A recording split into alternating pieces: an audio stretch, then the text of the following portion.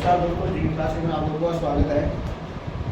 हम लोग दसवीं कक्षा की पेड़ के प्रश्नावली सांख्यिकी उसके बारे में पढ़ते थे।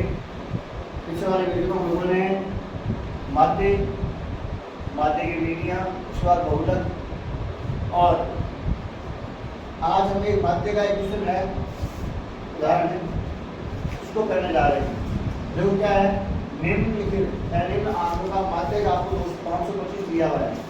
आंकों का माध्यक 525 दिया हुआ है, यदि बारंबारों का योग 100 है, यानी बारंबारों का जो योग है तो कितना है यहाँ आपके पास, ये n बराबर 100 दिया हुआ है। तो असल y का मान क्या कीजिए, असल y का मान क्या कीजिए। तो देखिए यहाँ आपके पास वर्ग दिया हुआ है और बारंबार दे रही है। वर्ग क्या है, 0 से 100, फिर 100 से 200, 200 से 300, 300 से 400, 400 से 500, 500 से 600, 600 से 700, 700 से 800, 800 से 900, 900 से 1000। ठीक है, सब में तो बारंबारता है। 0 से 100 में 2, 200 से 100 से 200 में 5, 200 से 300 में कितनी है, 300 400 में 12, 400 से 500 में 17, 500 से 100 में 20, और 600 से 700 में 22, 700 से 800 में 9, 800 से 900 में 7, और 900 से 10 में यानी 1000 में 4। ये आपको ऐप दे रखी है, यानी वर्ग और ऐप आप लोगों को दे रखी है। अब देखिए, आप जब भी बातें ज्ञात करना पड़ता था, सीएफ निकालनी पड़ती है, यानी हमें निकालनी पड़ती है संचय बारंबारता, संचय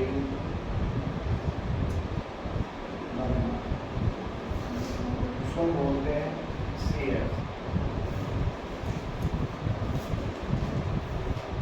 अब वो सीएफ कैसे ज्ञात करेंगे भाई,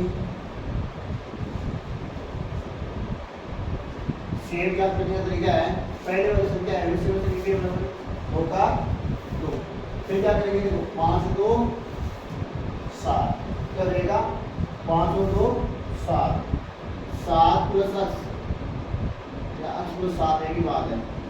अब देखो x तो आपका रहेगा ही, और 12 में 7 जोड़ दिया आपको वैल्यू 19 प्लस x, 19 में आपको जोड़ना है 17, ये रहेगा देखो 2 7 में 16, 16 का 86 की 1 2 1 36 प्लस 8 कितना रहेगा आपका 36 प्लस 8। अब 20 जोड़ दिए तो आपके पास 56 प्लस 8, फिर आपके पास रहेगा 56 प्लस 8 प्लस y।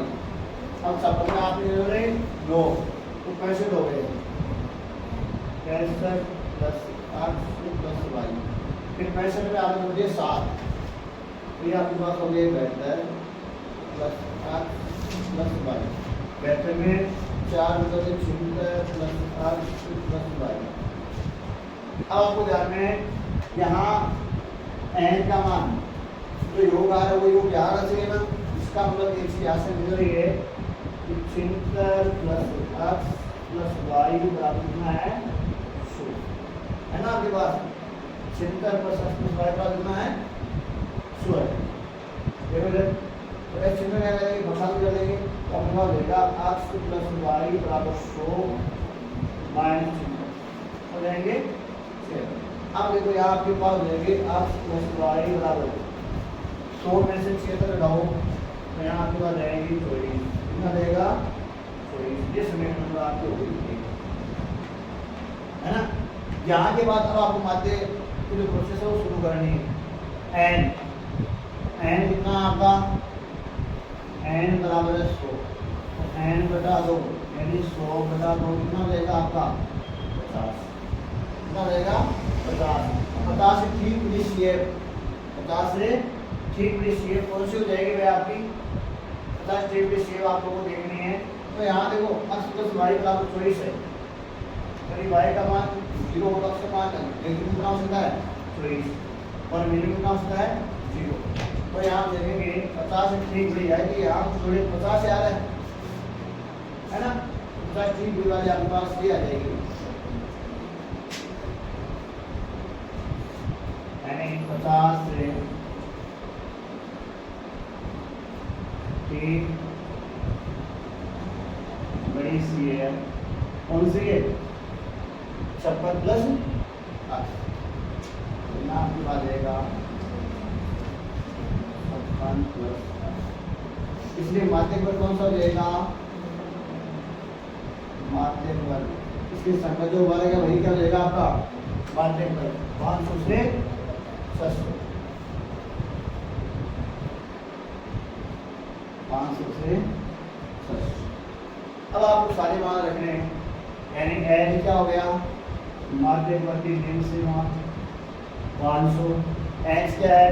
इसका अंतराल, यानी एच आपके पास कितना है? इसका अंतराल 100, उच्च सीमा माइनस निम्न सीमा से। उसके बाद आपके पास आता है एफ। एफ क्या है? माध्यक वर्ग की बाध्यता, यानी कि 20। और सीएफ क्या है? सीएफ आपके पास है माध्यक वर्ग शक्ति पूर्व की संचय बाध्यता, यानी कि 36 प्लस 8। अब आप लोगों को सूत्र लगाना माध्य का, सूत्र लगाओ आप लोग। माध्य बराबर क्या सूत्र होता है?